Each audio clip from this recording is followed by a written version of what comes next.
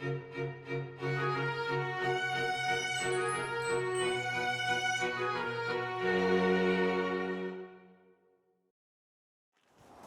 my name's Kevin. I'm a bonsai practitioner. I've been invited here today to talk to you guys about bonsai and all things related to the art and the craft. But first, we have to thank our friend Robert Hoffman here for allowing us the use of his nursery, workshop, and greenhouse. Rob, would you like to say anything about your nursery? Yeah, I started my nursery about a year and a half ago. Kevin helped me build a lot of the things here at the nursery.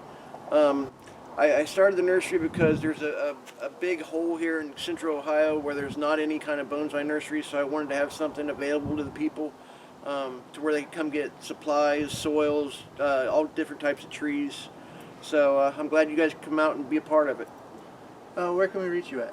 umanbonsai.com. Awesome. So as you can see, we're in winter here still, and we're going to go warm up in the workshop, so I'll meet you in there. I think that was a good one. I did too. Now that we're all nice and warm, I'd like to start by saying thank you for joining me today. First off, what is Japanese bonsai, you may be asking? Or what is bonsai in itself? Bonsai, in the traditional Japanese kanji, literally means tree in a pot. How do you pronounce that in the traditional sense? You say bonsai, not bonsai like you may have heard from other people. A few other terms to make note of are nabari, shohin, jin, and shari. Those are just a few that we'll get back to later.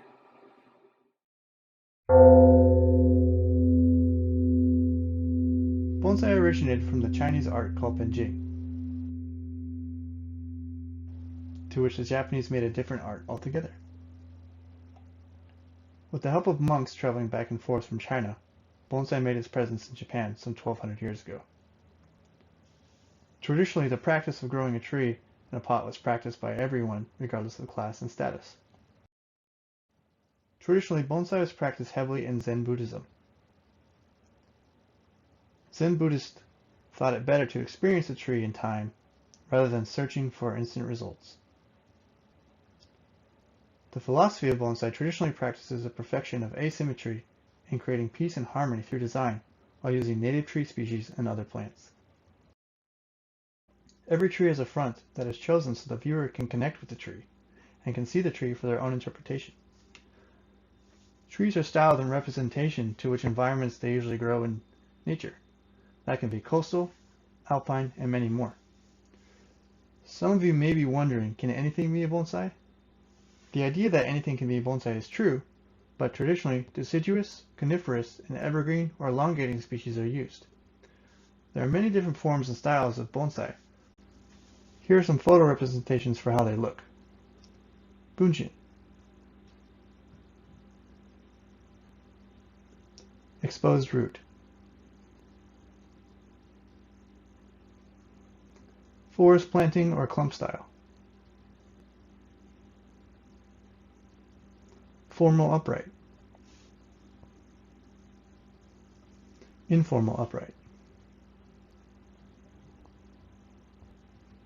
Semi-cascade. Full cascade. Windswept.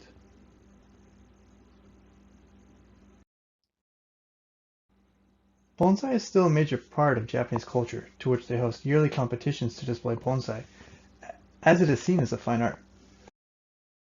The name of one of the biggest competitions in Japan is called the Kokufu. It is usually held in February in Tokyo.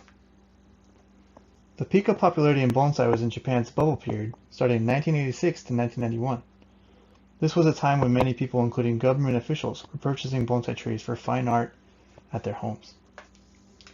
Even though bonsai has a large cultural influence in Japan, it is declining in popularity, as we are seeing many young people from Japan are not interested in bonsai.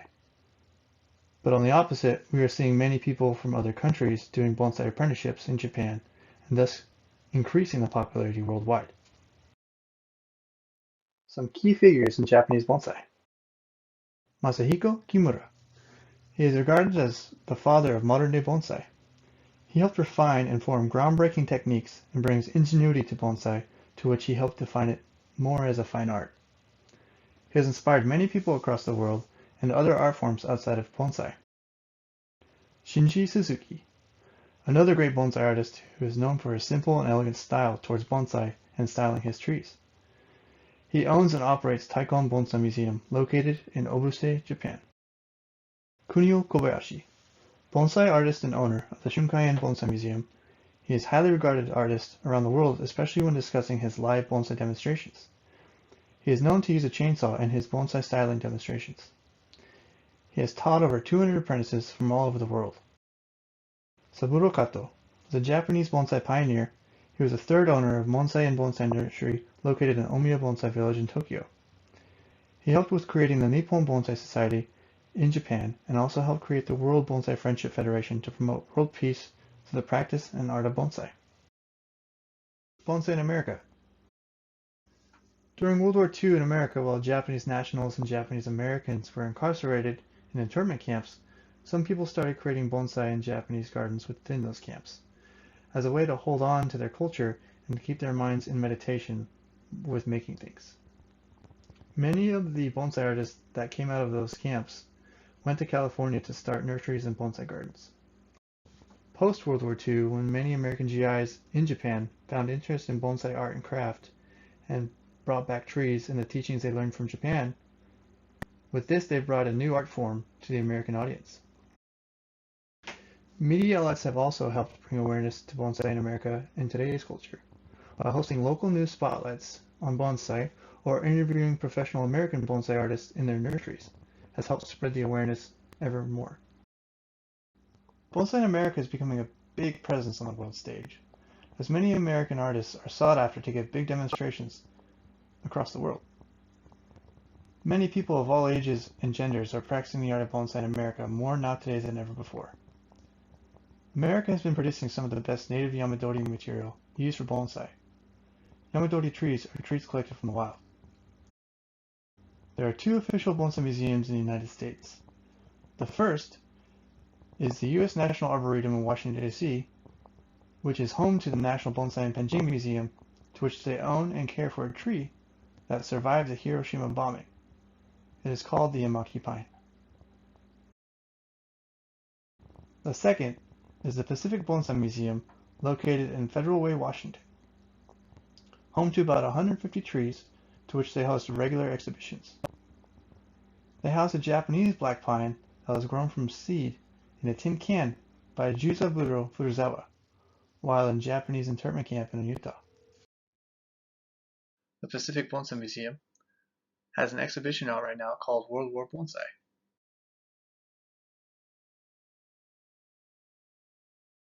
There are many American bonsai professionals, but let's go ahead and take a look at a few that have impacted America early on. As of today, only 3 artists have been inducted into the National Bonsai Hall of Fame. The first is John Yoshio Naka, regarded as one of the most influential bonsai teachers in the Western world. He was one of the first Japanese Americans to teach the art of bonsai in English. He published 2 books and also traveled the world frequently in the pursuit of bonsai and spread the awareness of the art. The second inductee is Yuji Yoshimura. He was centered on the East Coast and helped promote the ancient art of bonsai in America. He authored the book The Japanese Art of Miniature Trees and Landscapes, and this book is considered by some to be the Bonsai Bible.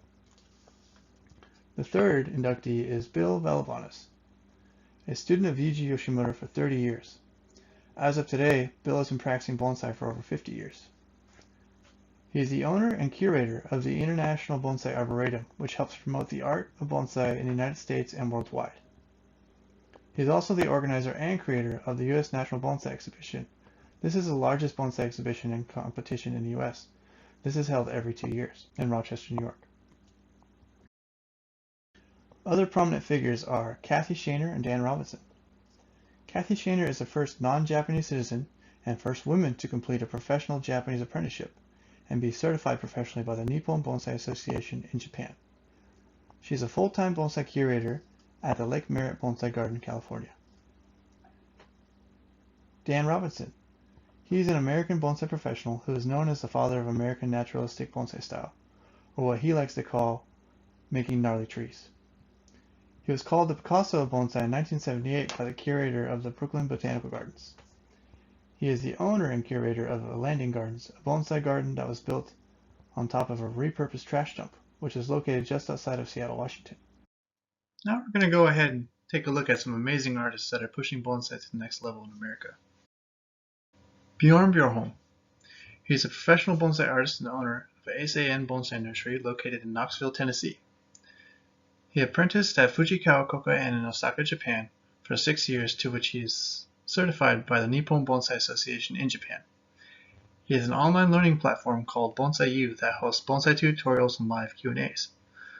You can also find videos of him and his video blog on YouTube. He also hosts a podcast called Bonsai Network Podcast. Jonas Dupuig, artist and author of the bonsai book titled The Beginner Bonsai Book. You can purchase this book on his website or at Barnes & Noble or Amazon. He has studied bonsai for 20 years and has extensively studied in the US and in Japan at the bonsai nursery called Aichien. He has a bonsai blog called Bonsai Tonight, and he posts weekly information and how-tos about bonsai. His nursery is located in Alameda, California. Michael Hagedorn, bonsai artist, author, and owner of Crataegus Bonsai Nursery, located in Portland, Oregon. He apprenticed under Shinji Suzuki for 3 years in Obuse, Japan. He has written 2 books, the first book called Postdated, The Schooling of an Irreverent Bonsai Monk, which is about his apprenticeship in Japan. His second book, Bonsai Heresy, which is an educational book about bonsai. He also has a blog that he posts to regularly, highlighting his bonsai and practice.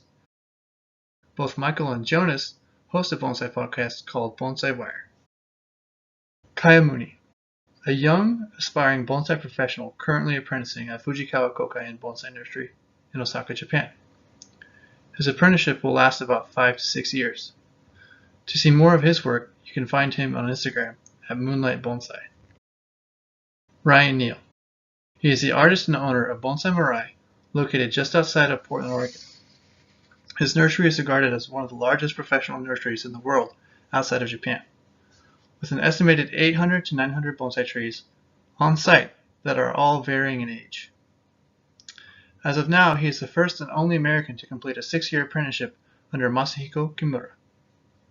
He is the creator of the first professional online streaming platform called Bonsai Mirai Live that has multiple video streams and Q&As weekly. He also hosts a bonsai podcast called Bonsai Mirai Asymmetry. I wanted to give you all who are centralized in Champaign or the surrounding area in Illinois some info about your local bonsai club. It goes by the name of Bonsai Society of Central Illinois.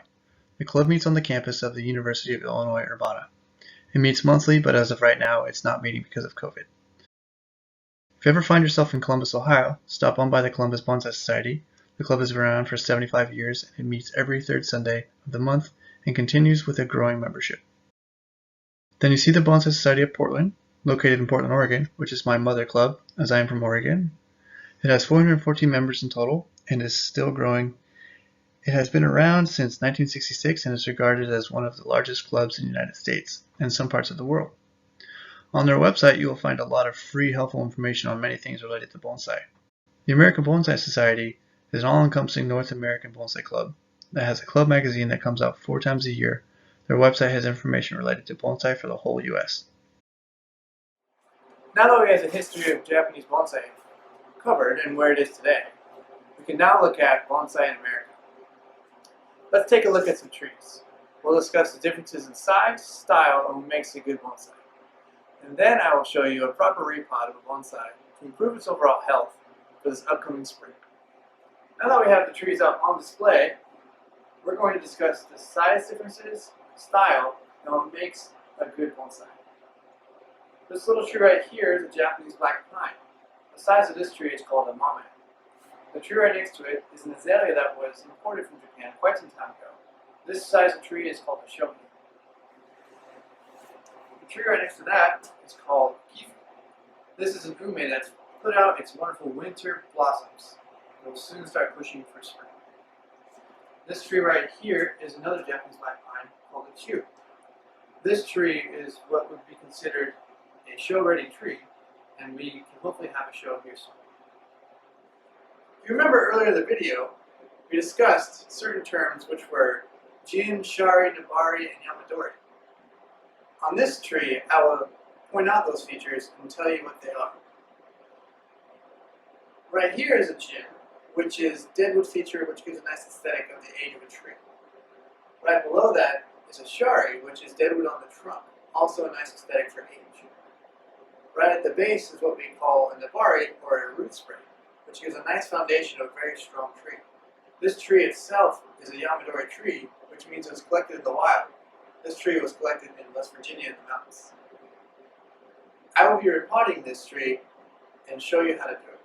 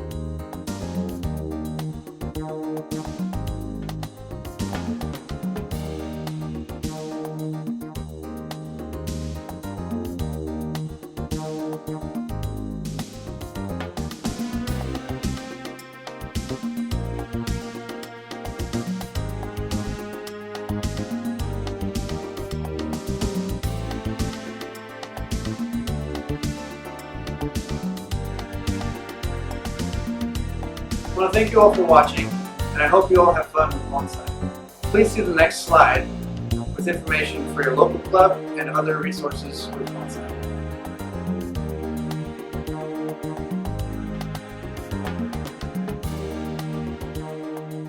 If you are in the Champaign-Urbana area and wish to buy a bonsai, please visit Twisted Twig Bonsai with owner Dale Herstrom.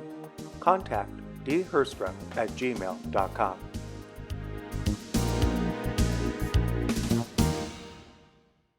Join us on Sunday, March 28 for our next Japan House Shares, Rikyuki, featuring Professor Emeritus Kimiko Gunji doing a live tea ceremony in honor of Sen no Rikyu.